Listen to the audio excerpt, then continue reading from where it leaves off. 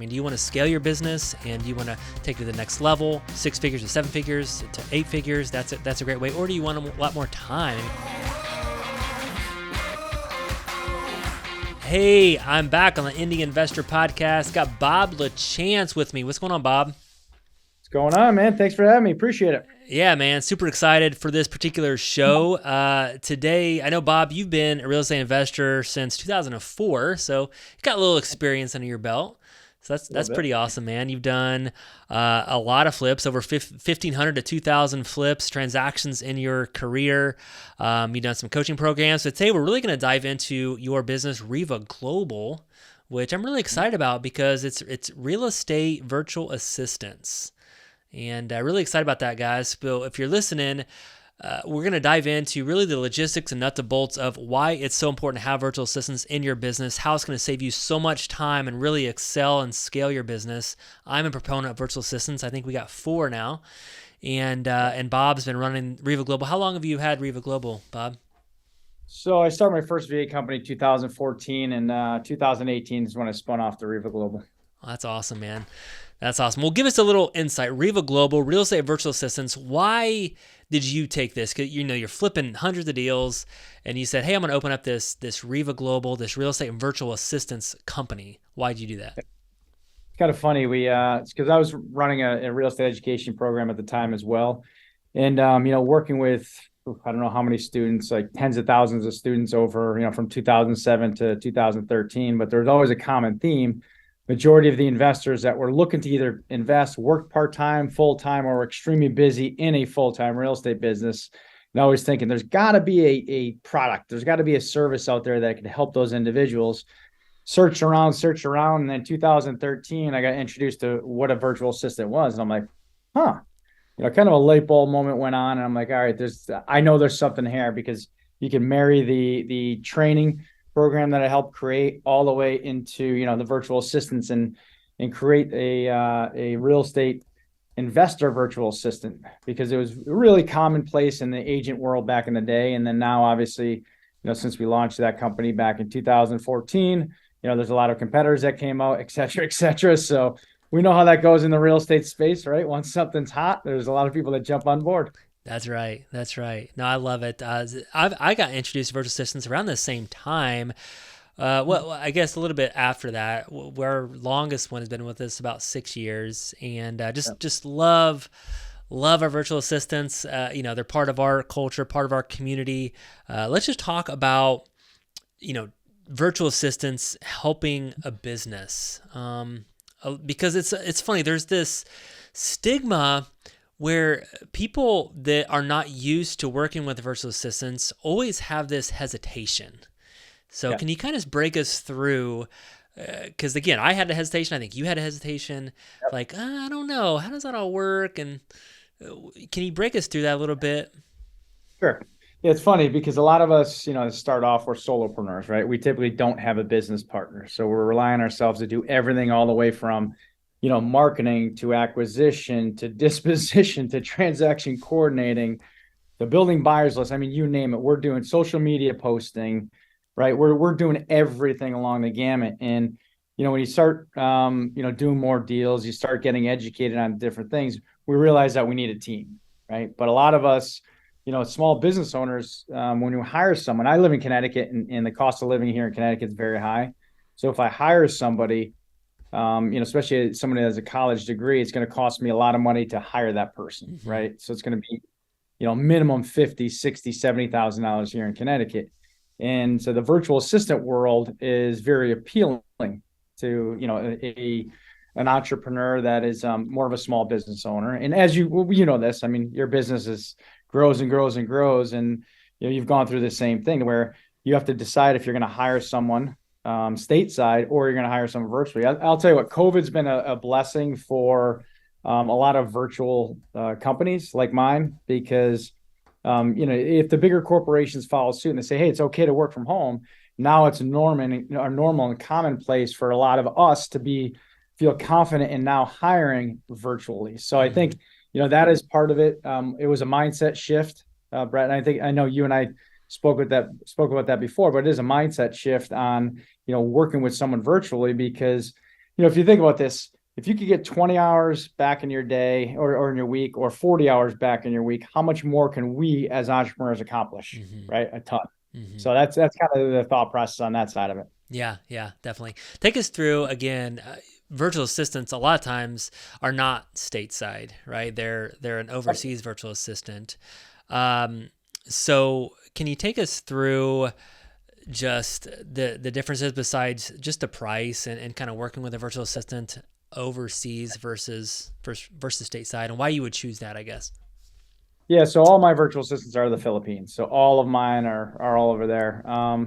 I pick the Philippines just because of the culture. A lot of times you look at the Philippine culture, is phenomenal. It's family first. It's, their business is your business. So they really look after and they care about you, right? A lot of other individuals, they're out for themselves. I mean, I like dealing and working with people that are all about the team, are all about winning together. So that's the culture of the Philippines. That's why I personally picked the Philippines. And it's just been a phenomenal ride for myself. We do a lot of charity over there. Every year we go over there, we do a big event. We do some charity events as well. And very, very caring individuals. That's awesome. That's amazing. So, what are like the best tasks for virtual assistants? Because again, they're not here in your office. So, what are the things that they do for real estate investors? Yep. And I'll give you a setup of what I do in my office. So I have a company, real estate investment company called Perch Rock. We did 240 deals last year. And this is what we do. We use our virtual assistants to drive in leads. So just a little bit of a makeup of what my office looks like. I have virtual assistants cold calling, text messaging. Also, we do direct mail. So they do the fulfillment on the direct mail side. All of those leads. So if a VA is going to text message, they're really going to pre-screen that lead. They're going to text them, then pick up the phone to pre-screen them. Then they're going to send it through a web form into our CRM, right? So now it goes right to our sales floor. Same exact thing on the cold calling side, same on the text message, and direct mail all goes into the same kind of funnel, but then it's separated inside our CRM. And then our sales guys then pick up the phone to close the deal. So on that side of it, I use virtual assistants to drive in leads.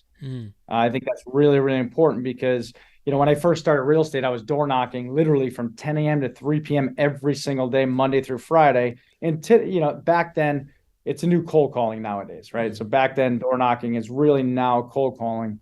And if you spend all of your time either in the car or on the phone just cold calling cold individuals to see if they're willing to sell, you're not working on your business. So you're wasting so much time and energy that a virtual assistant can do, to where, our best use of our time is picking up that phone and turning that into a deal. Because Brett, if you're a wholesaler, you're a rehabber, you're, buy and hold individual, all of those are different exit strategies. So it benefits all of us to spend more time on turning those deals into contracts. And then obviously the disposition side, we have more virtual assistants helping there.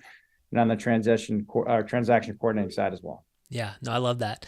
So acquisition side, you help them. They drive in leads. Again, we know all the work that it takes, especially in this environment. It's just becoming more difficult, right? It's a competitive environment to get deals. A lot of people are doing this. So again, virtual assistants can do texting, they can do cold calling, they can help with direct mail, they can do lists, right? Because again, you're trying to get these lists organized in a certain way. They can possibly help with that on the acquisition side. So let's talk about maybe some other tasks that they might do for you or another company, besides the driving and lead, maybe the dispo side or even the transaction side.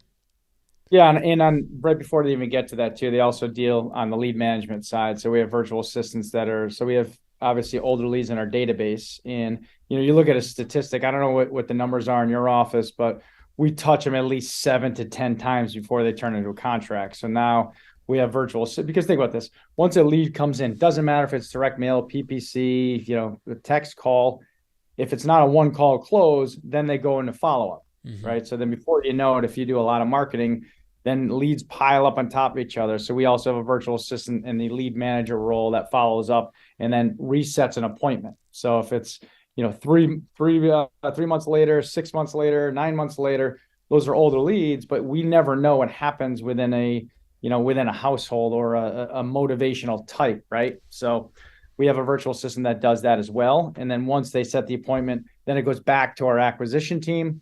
And then a transaction coordinator, of course, coordinating, helping our main TC that's in our office, coordinate between title companies, attorneys, buyers, sellers. That's a very big task out there. And that one is very commonplace in the real estate agent world, but also in our investor world, because there's a lot of stuff going on when it comes to the transaction coordinating side towards the closing process. Yeah.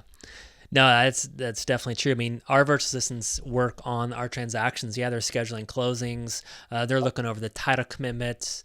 They're letting me know. They're working even with our lender sometimes, not like getting the lender involved, but just all the nuts and bolts and pieces that the lender needs if we're getting a loan on a particular property.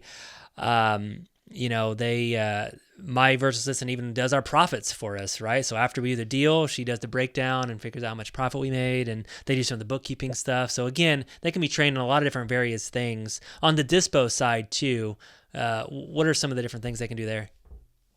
Yeah, putting together a property sheet, right? Putting together, obviously, building a buyer's list on the dispo side is huge for our business. So virtual assistants that are pre-screening buyers. Then once we do get a contract, it's obvious, or once we get a contract up front on the acquisition side, then they're putting together a package to then send out to our buyers list, and then they'll manage that process, back and forth. So it's a huge, huge help for our main dispo team. So there's a lot of admin stuff that go back and forth. And then, we have a lot of property managers that use our service that do, leases, lease renewals, accounts payable, accounts receivable, things like that. And you actually mentioned it. There's a lot of clients now that are coming to us for bookkeeping services. Mm-hmm. Yeah, definitely. So they can do a lot, right? They can help scale your business. They can do all these different things: acquisitions, dispo, transactions, and administrative tasks, all these different things. So let's just talk about cost a little bit. So again, we can hire someone stateside, and I think, yeah, you're right, 50,000, 60,000, 70,000. What does it look like as far as your company goes if we hire a virtual assistant compared to someone here in America? Yeah, so we offer 20 hours or 40 hours a week. So that's part-time, full-time. And it's $10.60 an hour, just flat, no hidden costs. If you want to bonus them, then you send them. We manage. We do all the HR on it. So you send it to us, but 100% of that money goes to your virtual assistant. As a company, we also pay for their HMO, which is obviously the insurance, which is a big benefit to individuals in the Philippines. Obviously, for anyone even here, right? If you have your insurance taken care of, that's a big benefit. So we also do paid train. We do paid training. We have a couple live events per year. Awesome. Sounds great. Yep. So let me ask you this question, because I could go on different websites and hire my own virtual assistant, and you can find someone. There's different websites out there, Upwork or Fiverr. I don't know what some of them are, but your company really dives in for real estate investors. But sometimes maybe you can get someone cheaper, possibly from just hiring them yourselves directly. So talk to us about why would we go with your company when we could find someone else and dig through the applicants? Yeah, that's a great question. And I'll give an example of exactly what I went through and why I started the company. I went through the same process. I went to Upwork. I can't remember what it was called back in the day. It was back in 2013. Yeah. And I went through literally 50 plus resumes. I pull them down. I looked through them. I'd analyze them. I didn't know what was right, what was good, what wasn't good. So now I'm getting on the phone doing interviews. And it took me, I don't know, 50 plus interviews to get one person, only for that person to quit. And I'm like, oh, now it's, hours upon hours upon hours. And I'm like, all right, there's got to be another solution out there. So then, that was the idea first to start this company, but there's also companies that did that back then. So I connected with them and I'm, wow, this is great. So just looked at that model back then and, implemented that in my model today. So now we have a sourcing and recruiting team department over in the Philippines. We also have a training department, and then we have a placements department where we do predictive index, right? So we match up the assessment to the actual task that the client is looking to do, right? Because if you have someone's looking for bookkeeping services, not the same as someone who's looking for a cold caller. So that's very, very important. And then we also have a operations team where we kind of our structure is one manager for every kind of 25 pairs, 25, which means, a VA and a client pair. So we have one manager that oversees that, and we have operations managers on top of that. So we have a whole structure over there that you get with obviously our service rather than, again, I always say this, Brett, I say this to everyone. If anyone wants to go and get their own VA, they can, right? You're going to go through the process that I went through, that you went through, for all the pain to finally get one. And then hopefully they stay. So you 100% could definitely go out and find one yourself. Yeah, I totally agree. And it's just like hiring anybody. I mean, the most expensive, the most, costly expense that you have is hiring the wrong person, right? Not only just the headaches and, but just the money and the time and the training and all that stuff. So, which brings me to one of my last questions is how do we work with a virtual assistant? I mean, right? They're not in our office, and how do we manage them well? As to keep them as part of our culture and our team, and what's that kind of look like as far as real estate investors in? Yep, very good question. And well, first and foremost, I would highly recommend make sure you do, and this is not to confuse anybody, but make sure you have some set guidelines of what you want your virtual assistant to do, because this is what I see a lot of people make a mistake on. Is they're like, oh, I want them to do cold calling, but then I want them to do bookkeeping, but I want them to also do social media. Yeah. And they don't have them in tasks. The best way, it's kind of like us, right? Think about this. If you hire someone in your office and you're telling them to do 10 different things, their mind's going to blow up and they're going to quit, or they won't be good enough in that one thing. So I would highly recommend that you create like a job description of what you want them to do. And then that's a lot easier. But to take a step forward, we do a start of day report and an end of day report. So if you have someone that's cold calling or text messaging, you'll know exactly how many calls or texts were sent, how many connects, and how many leads were sent. And that's very, very important. So, and also we have touch points throughout the day. You could use Ring Central, you could use Viber, which is a communication tool to just connect with them all day long. And if you have team meetings, invite them and include them in your team meetings, because that will help with exactly what you just said. How do you make sure that they're a good culture fit and they're in your, like they're basically in your office? A lot of us now have virtual staff members. So there's no difference if they're in the Philippines or if they're, working from home this week down the street a mile away. Amen. Totally different world than it was like 10 years ago. That's awesome. So the last question of this show, Bob, and we'll wrap this up in a bow, but what can someone expect for results? So I know you've been working with virtual assistants for years now. If someone were to come and work with your company, what can they expect? Like what are some of if they do it well, what are some of the results they can see? So here's the way I look at it. It's whatever expectation we set will help you set those. So for instance, if, one of the goals is to drive leads, that's different than, if your goal is to do books, or if your goal is to do TC work, right? There are some metrics that are commonplace. So you could just ask us up front, hey, what are the typical metrics? How many cold calls could you make a day, right? Is it 400 a day? Is it 500 a day? And out of those cold calls, how many typically are connected, right? The connect rate is between 10 to 20%. And then out of those 10 to 20%, how many leads should be driven? Is it 1 to 2?